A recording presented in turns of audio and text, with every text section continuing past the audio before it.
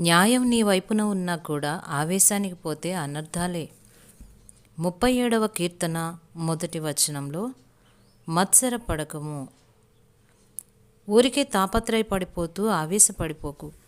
వేడెక్కాల్సిన సమయం అంటూ ఏదైనా ఉంటే అది ఈ కీర్తనలో మనకి కనిపించే సమయమే. దుర్మార్గులు ప్రశస్త వస్త్రాలు కట్టుకొని దినదినాభివృద్ధి చెందుతున్నారు. దుష్కార్యాలు చేసేవాళ్ళు పరిపాలకులవుతున్నారు. తమ తోటి వాళ్ళని నిరంకుశంగా అణగదొక్కుతున్నారు.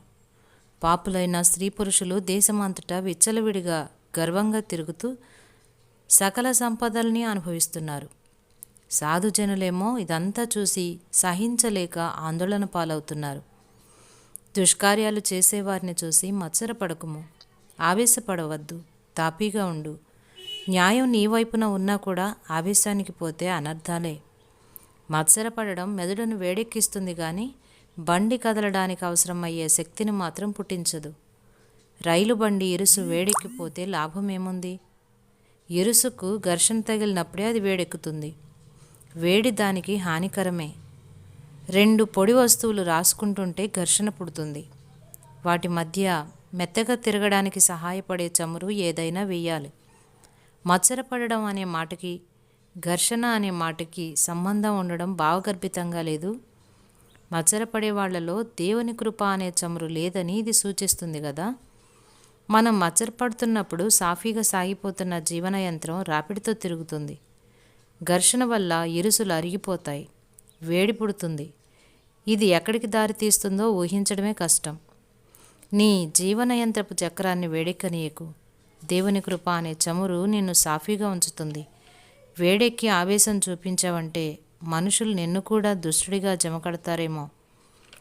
విశ్రాంతి లేని హృదయమా, ఊరుకో, ఆవేశపడకు, అసూయపడకు. ప్రేమ చూపించడానికి దేవునికి వేవేల మార్గాలున్నాయి. కేవలం నమ్మకం మాత్రం ఉంచు, ఆయన చిత్తమేంటో తెలిసేదాకా. హాహాకారాలు మాని నిబ్బరంగా ఉండు. వణికించే చలిగాలుల్లో కూడా ఓ ప్రయోజనాన్ని దాచి ఉంచాడు ఆయన. ధైర్యం సమకూడేదాకా కేవలం ఆశతో కనిపెడుతూ ఉండు. శాంతి అంటే దేవుని చల్లని చిరునవ్వే.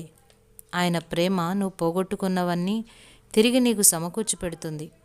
కొంతసేపు ఓపిక పట్టు. ఆయన్ని ప్రేమిస్తూనే ఉండు.